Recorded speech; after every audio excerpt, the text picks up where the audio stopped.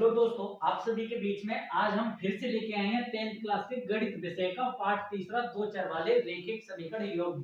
क्या पहला भाग और पहला ही पार्ट है। हमारा प्रश्नावली है 3.6 का सबसे पहला सवाल है, निम्न समीकरण के योग को रैखिक समीकरण योग में बदलो और हल करो। ठीक है, तो आपके सामने सबसे पहला सवाल यहाँ पर दिख रहा है 1/2x + 1/3y = 2।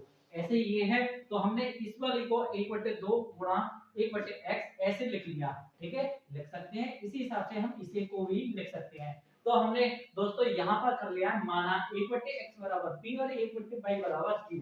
तो आगे हमें करना क्या है, इस वाली समीकरण में रख देना है। तो इसकी जगह पर p रखेंगे तो p की गुणा होगी तो क्या होगा दोस्तों, देखो यहाँ पर हम इधर से इधर करते हैं सबसे पहली वाली को, तो p बट्टे में 2, इसी हिसाब से q बट्टे में 3 और बराबर में 2। ठीक है, इसे जब हल करेंगे तो ये क्या बन गया दोस्तों, हमारा ये बन गया यहाँ पर 6 और ये 3p और प्लस के 2q बराबर में क्या हो गया दोस्तों 2, 1/1 और आगे ये ऐसे गुणा करेंगे तो फिर क्या बनेगा हमारा 3p प्लस में 2q और बराबर में 12। ठीक है, ये समीकरण क्या होगी हमारी पहली होगी। ठीक है, इस हिसाब से इतना तो कर सकते हैं, इसी हिसाब से हम इसे कर देते हैं। तो इसका क्या होगा p/3 प्लस q/2 और बराबर 13/6। ठीक है, यहाँ तक समझ में आ गया सभी के। इसके बाद में हमें क्या करना है, बस 3 2 6 2p प्लस 3q बराबर में 13/6। ठीक है, इसके बाद में हम सीधी कैंची के गुणा कर सकते हैं या फिर इस 6 से ये 6 कट जाएगा, क्यों बराबर के इधर उधर है बराबर में है। तो क्या बना हमारा 2p बराबर प्लस 3q और बराबर में 13। यह समीकरण हमारी दूसरी बन गई ना। तो अब हमें ये हल करनी है, दोनों ही समीकरण में हल करनी है, किसी को किसी के भी नीचे ले जाओ और हल कर लो। तो क्या करना है, इस एक जैसी चीज नहीं बननी, इसमें 2 है इसमें 3 है इसमें 3 है इसमें 2 है। तो अब हमें करना क्या है, इस पूरी समीकरण में दोस्तों सिर्फ 2 से गुणा कर देते हैं, नो सॉरी 3 से गुणा कर देते हैं और इस वाली में सिर्फ हम 2 से गुणा कर देते हैं। ठीक है, इस हिसाब से हमें गुणा भाग कर लेनी है तो कर लेते हैं। देखो क्या बनता है हमारा 2 तिया 6 p 2 दूनी 4 q बराबर 12 दूनी 24। ठीक है, इस वाली में करते हैं तो इस वाली में करेंगे इधर 3 दूनी 6p बराबर 3 तिया 9q और बराबर 13 तिया 39। ठीक है, दोनों में हो गई। अब इसमें हमारे p और p एक जैसी बन गई, इस तरह हमने कराया। अब इस वाले समीकरण को इसके नीचे रख देते हैं, क्या 6p प्लस में 4q बराबर में दोस्तों हमारा बचा 24। ठीक है, अब यहाँ पर घटाने पे तो माइनस माइनस माइनस ये कट गए। अब इसके कटने के बाद में क्या बचा, 9 में से 4 मतलब 9 क्यूब में से गए तो 5 क्यूब बराबर में बचे 9 में से 4 5 और यहाँ पे 1, यानी q बराबर आ गया दोस्तों हमारा 3। ठीक है, q बराबर 3 आ गया। इस मान को या तो इस वाली समीकरण में या इस वाली में किसी में भी रख दो। तो दोस्तों हम इस वाली में रख देते हैं, क्या q के मान को इस वाली समीकरण में रख देते हैं, इसमें रख दो या किसी में भी रखो, आपका जिसमें मन करो। तो हमारा है 3p प्लस में 2 गुणा 3 और बराबर में 12। ठीक है, तो करते हैं 3p बराबर में है 12 माइनस 6, तो 3p बराबर 6 और p बराबर दोस्तों आ गया हमारा 2। ठीक है, p बराबर 2 आ गया। इन मानों को ही हम यहाँ पर रख देते हैं, यहाँ पर रख देते हैं। तो क्या p के स्थान पर क्या आया है हमारा 2 आया है, तो 1/x बराबर 2/1 कैंची की गुणा करेंगे तो 2x बराबर 1 और x बराबर 1/2। ठीक है, ये आ गया। इसी हिसाब से इसमें रख लेते हैं 1/y बराबर, और यहाँ पर आया 3 के नीचे 1 रख दिया। अब कैंची की गुणा करेंगे तो 3y बराबर 1 और y बराबर 1/3। तो दोस्तों आपने देखा कि हमारा y का मान 1/3, कितने आसान तरीके से हमने x और y के दोनों ही मान निकाल दिए। ठीक है, ये इस सवाल का आंसर होगा। दोस्तों इसी सवाल को हम दूसरे ही तरीके से आपको करके बताते हैं और समझाते हैं, आप बने रहें वीडियो में और देखें कि कितनी आसानी से आप इन सवालों को सीखेंगे दूसरे तरीके से। ये तो सवाल इसका और पहला तरीका था, क्या पहला तरीका था, और आपको बहुत शायद हमारे हिसाब से अच्छा भी लगा होगा। ठीक है, इसके बाद में और यही इस सवाल का सबसे सरल तरीका है। चलो दूसरे तरीके से भी हम करते हैं। इन वालियों को क्या कर सकते हैं दोस्तों, तो इन्हें क्या कर सकते हैं, इसकी और इसकी गुणा करेंगे तो गुणा में क्या होगा हमारा 2 3 6 एक्स वाई। ठीक है, इधर करेंगे तो 3y प्लस में 2x बराबर में हमारा 2/1 गुणा कर देंगे कैंची की। तो क्या बना हमारा, हमारा बना दोस्तों इससे अगली लाइन में 2x और प्लस के 3y बराबर 6 दूनी 12xy।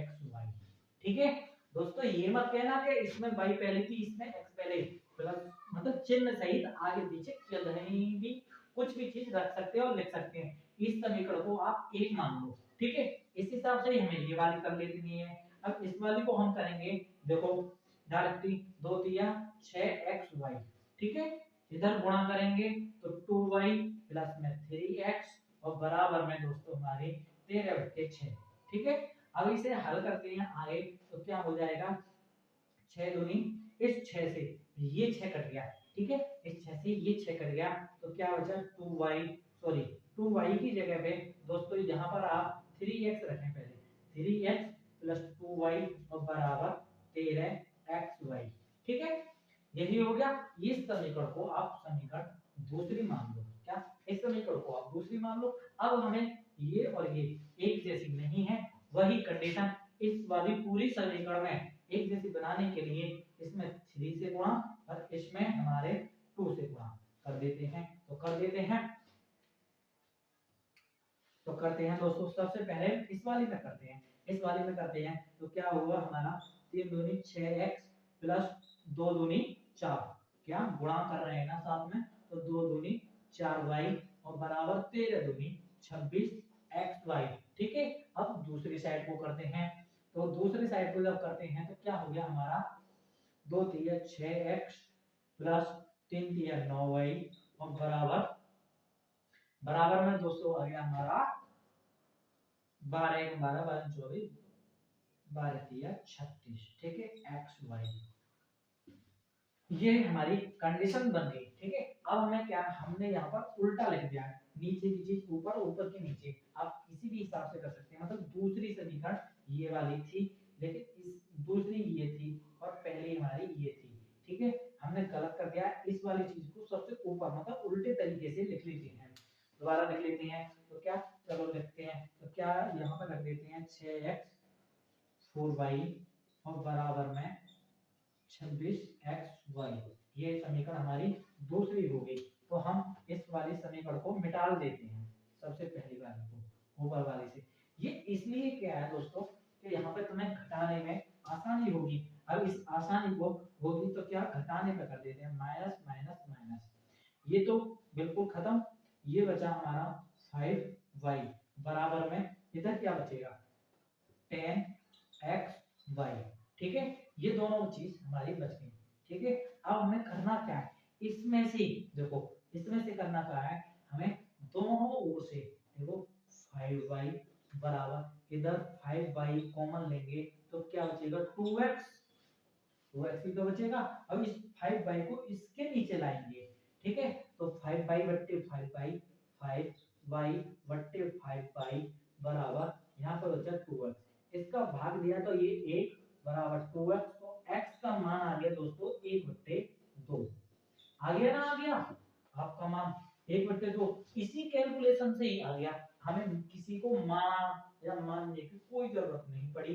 इसी हिसाब से अब इस x के 1/2 मान को हम किसी में भी रख देंगे, मान के चलो हम इसमें रख देते हैं x के मान को रख देते हैं इस वाली में। तो क्या है हमारे 3 1/2। ठीक है, 1/2 रख दिया हमने। इसके बाद में हमें क्या करना है, प्लस 2y और बराबर में 13 गुणा 1/2 और y। ठीक है, इतना है। अब इसको कैलकुलेशन कर दो, इसमें से मान निकल आएगा। कैसे करते हैं, देखो ये क्या बचा हमारा, क्या हुआ देखते हैं। ठीक है दोस्तों, तो हम इस y वाले के एंगल को दूसरी ओर ले जाते हैं। तो ये बचा हमारा 3/2 बराबर दूसरी ओर गई तो ये बचे हो गए दोस्तों हमारे 13y बट्टे में हमारे 2 और ये हो गए माइनस के 2y बट्टे में 1। ठीक है, इस हिसाब से ही तो समीकरण बनेगी। अब हमें क्या करना है, इसको हल करते हैं। 3 बट्टे 2 बराबर 2 गुणा करेंगे 13y और माइनस के 2 दूनी 4y। ठीक है, 3 बट्टे 2 बराबर 13 में से 4 गए तो 9y बट्टे में 2। ठीक है, इस वाली चीज को हम दोस्तों यहाँ पर कर लेते हैं। यहाँ पर क्या, इस 2 से ये 2 कट गया, दोनों आमने सामने बराबर के इधर उधर हैं तो कट गया। अब बचा हमारा 3 बराबर 9y। ठीक है, ये वाली चीज बची। इस वाली को हम 9 को हम इसके नीचे भेजते हैं, यानी 3 बट्टे 9 बराबर y। ठीक है, तो y बराबर हो जाएगा हमारा 3 बट्टे 9। 3 से काटेंगे तो 3 एकम 3 और 3 तिया 9, यानी y बराबर आ गया दोस्तों हमारा 1/3। क्या, y बराबर 1/3 इसी हिसाब से, और x बराबर 1/2। तो आपने देखा इस सवाल के ये दूसरा हल भी दूसरी तरीके से कितनी आसानी से हुआ है। इसके बाद में सवाल दूसरे, तीसरे, चौथे, पांचवें, छठे वो आप इसी तरीके से स्वयं भी हल कर सकती हैं, चुटकियों में हो जाएगा। चलो इससे आगे हम दूसरे सवाल पर चलते हैं और बताते हैं।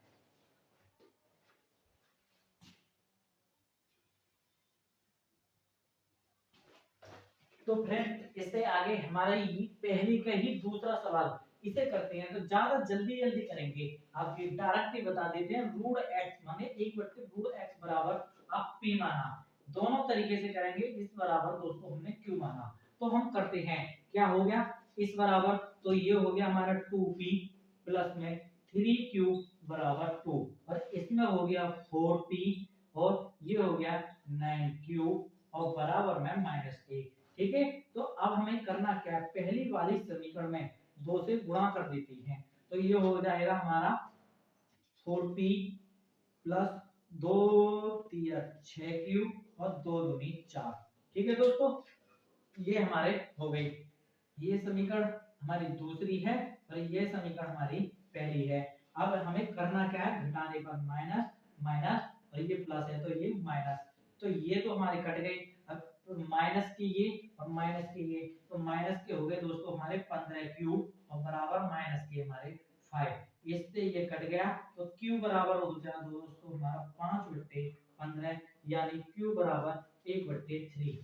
ठीक है, 1/3 हमारा q का मान आ गया। इस मान को हम किसी भी समीकरण में रख देते हैं। तो सब कुछ करो, हमने सबसे पहली वाली समीकरण में रखते हैं। किसके में रखते हैं, सबसे पहली वाली में q के मान को रखते हैं। तो 2p प्लस में इधर रखते हैं दोस्तों, क्या इधर हम रखते हैं तो 2p प्लस में 3 गुणा 1/3।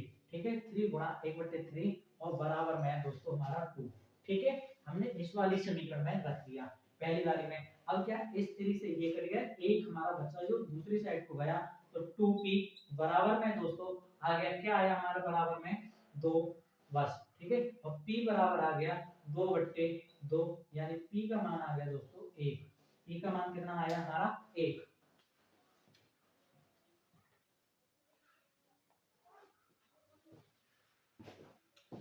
तो दोस्तों p का मान हमारा 1 आया है और q का मान 1/3 आया है। इन मानों को अब क्या करना है, हम इस वाली समीकरण में रखते हैं। क्या, इस वाली समीकरण में रखते हैं, तो बस हमें हल करने हैं आगे। तो कितने आसानी से करेंगे, देखते जाइए दोस्तों। ठीक है, 1/√x बराबर में क्या, p की जगह पे दोस्तों हमारा 1 है। क्या 1 है, तो 1/1 ऐसे भी लिख सकते हैं। यहाँ से तो कई मान हो सकती है, कैसे भी कर सकते हैं। इसकी कैंची से गुणा करेंगे तो √x बराबर 1। अब दोनों ओर का वर्ग कर दो, दोनों ओर का वर्ग करेंगे तो √x का स्क्वायर करेंगे और 1 का भी स्क्वायर करेंगे। तो इधर से ये कट गया तो x बराबर क्या आ गया दोस्तों, आपका भी 1 आ गया। ठीक है, इस हिसाब से आ गया, आप कर सकते हैं। अब हम दूसरे वाले में रखते हैं। दूसरे वाले में जब रखते हैं तो क्या है हमारा 1/√y, क्या 1/√y, और q के स्थान पर दोस्तों हमारा 1/3। क्या है हमारा 1/3, कैंची की गुणा करेंगे तो हमारा √y बराबर आ गया 3। दोनों ओर के वर्ग करेंगे √y, ठीक है, स्क्वायर करेंगे और 3 पे भी स्क्वायर करेंगे, तो ये बचा हमारा y और ये हो गया दोस्तों हमारा 9। आपने देखा कि कितनी आसानी से हमारे x और y के मान आ गए। इसी तरीके से आप इस सवालों को कर सकते हैं कि एक बट्टे में p मान लो, एक बट्टे में q मान लो। इस तरीके से भी आप कर सकते हैं। यदि आपको दूसरा मेथड अच्छा लगे, मतलब दूसरे वाला तरीका अच्छा लगे, तो उससे भी कर सकते हैं। ठीक है दोस्तों, इससे आगे हम मिलते हैं पहले के तीसरे सवाल को अगले नेक्स्ट वीडियो यानी भाग लंबा 2 में मिलते हैं। दोस्तों क्या भाग लंबा 2 में मिलते हैं। यदि दोस्तों आपको हमारी यह वीडियो अच्छी लगी तो वीडियो के लिए लाइक करें, चैनल को सब्सक्राइब करें, इस वीडियो को अपने दोस्तों में